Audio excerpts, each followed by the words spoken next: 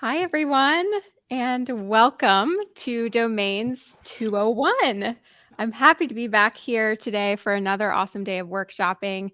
Uh, we do have a couple new folks joining for today. So, this session is going to be a nice introduction and just refresher. We're also going to recap yesterday briefly, and then we'll sort of set the tone for another awesome day called Domains 201. So, to give you a quick recap of where we are and who we are, my name is Lauren Hanks, Director of Operation at Reclaim Hosting, and I am joined here today by Jim Groom, Taylor Jaden, and we've got Pilot Irwin joining virtually as well. And the three of us are in person at St. Norbert, and we are sitting in a fantastic tech bar studio space. It's been really fun these last couple of days to, not only be together in person, but, produce and run a virtual hybrid workshop thing from this space. This has been really cool. And I feel like an official podcaster with this setup. I've never had this kind of thing. So this is cool. We're super excited to be here. Really looking forward to another day. Thank you so much for joining. Wanted to quickly go over how we are running today, just for folks who need a recap or you're joining today for the first time. I'm going to share my screen. I'm going to share that screen. I'm going to share my screen here, and just so you all know, workshop.reclaimed.tech. That is your home base for today. You'll see that I do not have the toggle live because I'm not going to have an inception of showing ourselves live. You should see us live and in action here. So at the top, if you toggle live, you will always see the most what's happening in the moment. And it should automatically translate for your time zone. But when in doubt, know that this time we are working on East Coast time zone. If things look a little wonky or you feel like you're not seeing what's happening in the moment, always refresh your screen. When in doubt, refresh. Same thing for the chat on the side. That is pulling in an embed from the Domains 101-201 event channel. So you can type here or you can chat directly in Discord. Both work great. So we'll be watching that Discord channel today. For any questions or comments or ideas that you all have, we'll be pulling in comments into the banners here, and we'll do Q&As like that. And here in a little bit, we're actually going to offer a StreamYard link for an impromptu show and tell, so you all can jump in behind the scenes with us as well. So the other thing I'll mention just about Discord is that we have a dedicated channel for this event called Domains 101-201, which you're welcome to use for today's discussions or go back and look at yesterday's discussions. But there's other channels there as well that the larger Discord Reclaim hosting community is a part of. So we recommend that you are, feel free to engage there too. Introduce yourself. You can ask questions or leave resources or anything. So we really want the Discord space to not only be useful for today, but going into the future as well. So it's not just a one and done kind of thing. You can use it for a while. So I know I've been talking your ear off. I'm going to give others an opportunity to chat to and maybe introduce themselves. And maybe we could do a quick debrief into how yesterday was, what we covered for the folks that are joining today for the first time, and go from there. Great. That sounds great, Lauren. Hi, I'm Jim Groom. I was here yesterday. They brought me back against their better judgment today. And we will be talking, as Lauren said, yesterday we spent much of the morning or early morning and then afternoon dealing with the three basic spaces that make up Domain of One's Own: the WordPress portal, WHMCS, and WHM. And it was a deep dive into all those systems to give new admins and even a refresher for existing admins an idea of what's there. That can be the more technical, detailed piece We love to know where you still may have questions. Are there issues in either of those systems that we didn't address yesterday? Really good use of the chat this morning so that we address it at some point during the day, if not immediately. So please don't hesitate to share any questions or issues you have with those three systems. Totally. On top of that, we went into looking at some common troubleshooting tips and thinking through, like, what are the things you're going to hear from people again and again, whether it be WordPress issues, whether it be HT Access 500 errors, whether it be people randomly changing their domain because WordPress seems to make that a self-service option, which it often isn't. So we try and kind of reproduce the issues that we get again and again supporting domain of one's own for schools, both through shared hosting and domain of one's own, and kind of push that on. A lot of that is also documented. We highlight a lot of it, but please don't forget that we have a lot of this for reference going forward. So any of that comes up, please let us know. It was also cool, and I'll hand this over to Taylor and Pilot, is we got to hear from a couple of admins, both, veteran admins who moved on and came to Reclaim Hosting, and up and coming admins. And I thought that was pretty fun to hear from yesterday. So Taylor, over to you. Yeah. I'm Taylor. I'm Reclaim's community instructional technologist. And yeah, I'm really excited for the workshop today. I think we got a lot of cool, well, these chairs in the studio are not my favorite. But we got a lot of cool stuff, I think, to kind of showcase a lot of, and I think what I'm kind of excited about is a really neat mixture of things that people ask about. Like, I think we've been able to bring a lot of those things that come up frequently, pain points, things people want to chat about. I think there's a lot of mixture of that. And I think also a lot of really cool work that's just happening out in the community that we get to highlight today, and kind of talk around and, talk as a group of what that means and what we can do with it and how we can move forward with it. I think that's why I'm so excited about today. So yeah, there's a lot. Pilot, you want to? I mean, there's not a whole lot that I think I can add that you guys have already covered everything really, really well. I'm Pilot. I was happy to be here yesterday. I'm still happy to be here. And I'm just looking forward to learning more today with you guys, because there's a lot today that I'm excited to sit in on. And that's kind of maybe a cool point to talk about how we've framed this workshop in how it differs from previous workshops in the past. I think, so we're calling this Domains 101 and 201, right? Because there's always going to be a nice technical refresher that folks might benefit from, or if you're a new admin and you want that nice overview of how the systems are working together, how WordPress is a wrapper for cPanel that's embedded, and how that's working with WHMCS and WHM, and talking through, the common troubleshooting tips that will always,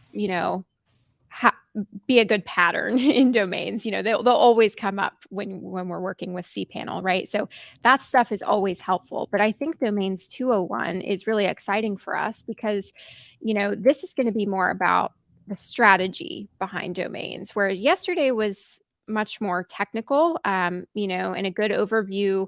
Click here, now click here, now click here. And we have documentation. And if there are things that we didn't get to yesterday, because there's only so much you can cover in a single day, right? So if there are things that we didn't get to, we certainly can make time for that, or, have follow-up discussions in Discord. That's what that's for. Today, I'm super excited to think about the potential of domains. How are we talking about this on campus? How are we, growing this as a community? How are we framing these services to appeal to multiple user groups? Because if you think about domain of one's own, it's going to mean something different for an incoming freshman who's looking for a community on campus, who's they're trying to figure out who they are and who they want to be, both personally and digitally. And that's going to be an entirely different conversation than, an outgoing senior who's looking for a portfolio space and has an idea of a, maybe a slightly better idea of who they want to be, and they're applying for jobs. And that's also going to mean something entirely different than a faculty member who's thinking about this for their courses and needing a space.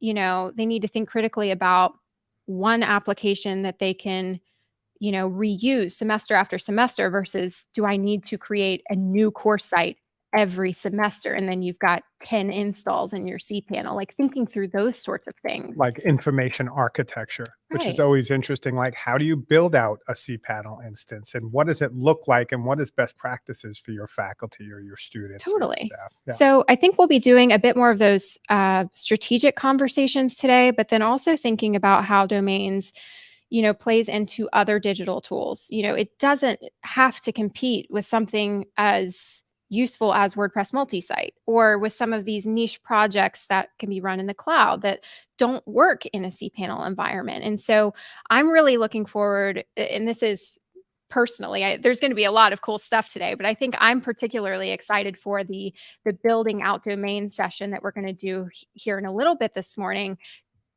where we're going to be highlighting, some landing pages that a couple of our domain schools have put together that, is kind of a step before you meet the sign up pages we looked at yesterday, where, domains and a digital space that is bigger than just cPanel, right? And so going to something like Coventry.domains and seeing, okay, if you're an educator, this might be helpful for you. Or if you're a student, here are the things to consider, not only with support documentation, but also just with the options that you have. So I'm really excited about that. I'm looking at some comments here too. It looks like Audrey Park from Emerson is looking forward to the topic on deprovisioning accounts and how to what to do with large backups for mass deprovisioning. There's a lot of strategy involved there, and a lot of planning and communicating with end users to say, hey, do you want this? Do you want us to keep this as an archive? Can we? Or do you want it gone completely? So excited for that. That should be cool. It looks like Ed is excited for any of these conversations to help us think about working systematically and hopefully not manually. I completely agree. Anytime that we can automate some of these processes to help us, that then frees up our time to do more of that in-person or one-on-one consultation. So, and that's interesting cool too, because, John Stewart will be joining us this afternoon talking about some of the work he's been doing to get the deprovisioning, as both Audrey and Ed, I think, are referring to, more streamlined. And that is definitely the idea. Tom Woodward will be talking with us twice, once about gravity forms. You'll be happy to know, Tierney, to talk about, like, how do you kind of conceptualize these small teaching tools, or what he refers to as tiny teaching tools, which is kind of like a synonym for Splot. Like, how do you build out some of these things, and how do you kind of customize some of the work for your faculty based on that? And I think it goes back to building out domains that you were talking about, Lauren. Like, a lot of the work that we'll be featuring today is work that happened because ed techs had an idea and a vision for how to imagine what their community needs with Domain of One's Own. And so in some ways, we're kind of conduits for that conversation. We help folks, show them what's possible. But a lot of the great work, as is no surprise to anyone here or us, comes from the people that we'll be featuring throughout the day. And I'm super excited about that. I love featuring cool work that happens around domains. Most of the folks who do it are very humble, always willing to share, unlike me. So I think that change and diversity is good. And so it's I love that part of it. That's what I always look forward to. And that's a good point, Jim. I think anytime that you can celebrate the work happening around you, I've never regretted doing that. You know what I mean? I think it's beneficial in a space like this where we're all together and thinking how these sites can be helpful. It's just a way of navigating, these digital platforms, but also as a way of building that community. And so we'll be talking about that later today too. The other thing, it looks like M is excited or is looking forward to maybe hearing more about Jet Backup, something that we didn't spend too much time on I yesterday. like that idea. And And I I think agree. Ed reiterates the point that that's something he wish he knew. Yeah, And that's something we can spend some time today looking at, because Jet Backups is a lifeline, right? totally. And it's actually pretty easy to And use. It's integrated into WHM and your individual cPanel and accounts. that's the cool part, right? I think WHM Jet Backup is very robust. There's a lot happening there, but that's, even for Reclaim, that's infrastructure wheelhouse. That's, we really rely on the infrastructure team to manage Jet backups on a larger scale. And so the fact that you can get very granular even in the cPanel account is super handy. And I think something that we would recommend is just a best practice to start there. But then also knowing what backup options you have beyond Jet Backup too, because you have application, Installatron backups, cPanel allows you to generate manual backups as you're taking your stuff with you. You then have Jet Backup too. A lot of that is automated, but then you can also capture manual backups before updates and things. So there's a lot there. If we're going to talk a little bit about that briefly, because it came up yesterday, and I'm trying to think who asked the question. Remind me if I'm not remembering right, but someone asked yesterday. Oh, I think it might have been Doug Higgins, said, when should I do Installatron backups? Should they be scheduled regularly? And my recommendation there is Jet Backups will basically cover you for 30 days. 30 days out, so you'll know that you have backups of your stuff. And that's happening. You don't have to do anything. That's just how it works, how we have it configured. And then for that Installatron backups, right now we have it set by default that every application is going to hold 2 Installatron backups, and those will cycle out. If you want to change that, we can. You'll likely run into storage issues at the server level. So we find that 2 Installatron backups in addition to the Jet Backup stuff that we have separately is a nice balance, but we can work with schools on an individual level if you want to have, more flexibility there. And it's really that backup when the WordPress updates. So like That's when we go to WordPress 6, that's the backup you want. Right? Yeah, that's the main thing. Because Installatron is handling the actual update, it will before update time go, all right, I'm going to back this up, then do the update. That's why we even leave them enabled, basically. And the main thing that is nice about Jet Backup in contrast is that those are stored in a different location, so they don't take up space in the account, basically. Yeah. That was what I was going to say, is that having those 2 default Installatron backups, like Lauren mentioned, is good. But at a certain point, if you find yourself running a couple of different applications in your cPanel, so if you have your default WordPress site and then there's an Omeka installation there for a particular project that you're doing, and the more applications that you have installed, because Installatron backups are stored within your account and within your account storage, they're going to take up the more applications you have, the more space those applications take up. That's right. That's and the more their backups take up. Yeah. That's a good point, Pilot. And I was going to say this, and it looks like Ed beat me to it in Discord. You can also... That's not a surprise. I know, right? He's pretty good that way.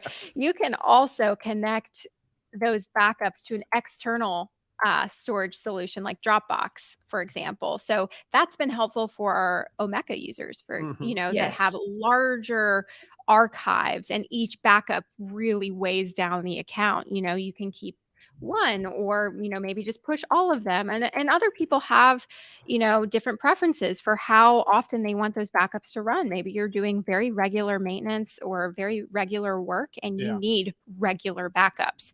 So that stuff can all be set at the individual level and also at the server level. We have a guide.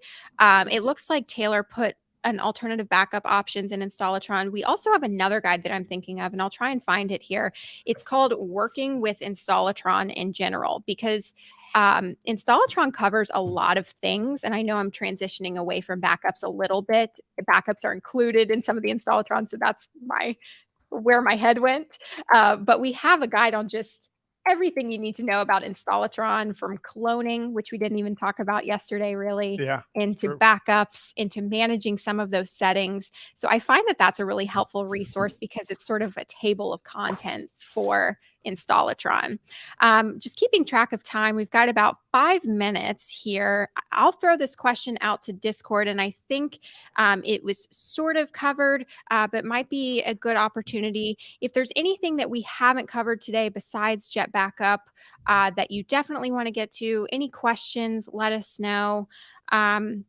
The other thing I'll mention too, where we're about to transition into our next session is going to be an impromptu show and tell time, which I'm really excited about. We mentioned this briefly yesterday, as we were talking about splots and site templates, but I think it's really powerful to see those examples live and in action, and not only splots, but just cool stuff happening in the community as a great way to showcase how domains can be useful. Yes, exactly. And I know, for example, to riff upon a theme, Ed Beck, we love to show off your pandemic story sites. That was amazing. Yep. Tom Woodward obviously has some stuff he's pointed to.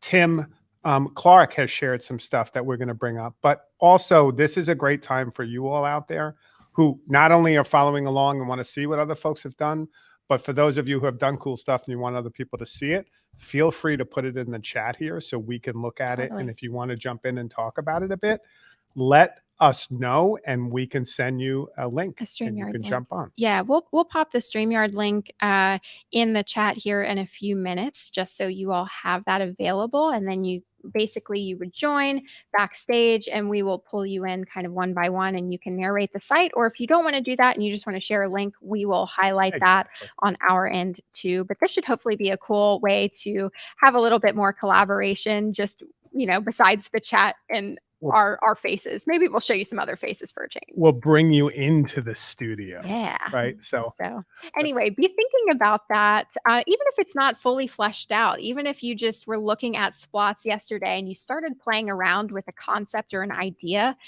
for a new site template, that I'm really interested in. I'm always looking for different ways that we can think about site templates, And it's interesting too, because I know John Stewart and Ed Beck were talking as we were warming up for the day about WordPress 6, which is going to start rolling out across your servers. Some of the servers it already has. And that's a good point of what Installatron does. It automatically updates those applications to keep your stuff safe, which is a good thing. But it also represents, okay, as Ed was asking and as John was asking, Ed was commenting, like, that means WordPress has changed things. And from what we're understanding, talking with Taylor this morning and hearing Ed yesterday, a lot of that is on the full page editor. Am I right? And I'm just, I know that Ed mentioned yesterday that it has a lot to do with that. I myself haven't looked at WordPress 6 too much, but I think he said something along the lines of, if you're using a site or a theme with full site editing, there's quite a bit. And if you're not, there's probably not much that has changed that you'll notice. Yeah, because they're doubling down on the block editor, making sure that stuff is clean. And I noticed when I updated to WordPress 6 this morning, I updated the site and then every theme, which all of mine are just basic WordPress themes. I'm still using WordPress 2010 to show you where my mind is with WordPress. Yeah, that's interesting. So I don't think too much is going to change. I've been meaning to ask you, when I read Baba Tuesdays on my phone, I have to do a lot of like zooming in and stuff. Is this keeping feature requests? You read it on the phone? I didn't know anyone read it. So that's interesting. I'll keep that in mind. Here I am. I'm putting on my my agenda hat. Keeping us on time today as best as we can. So you mean that wasn't on topic? No, it's good. I love it, but coming back a little bit. So we're going to go ahead and close this session. Give us a few minutes to pop into the new session for show and tell. We'll meet you there. In the meantime, be thinking about cool examples that you would love to show others. And we'll see you there. Welcome to day 2. Domains 201. See you soon. Rock, not rot.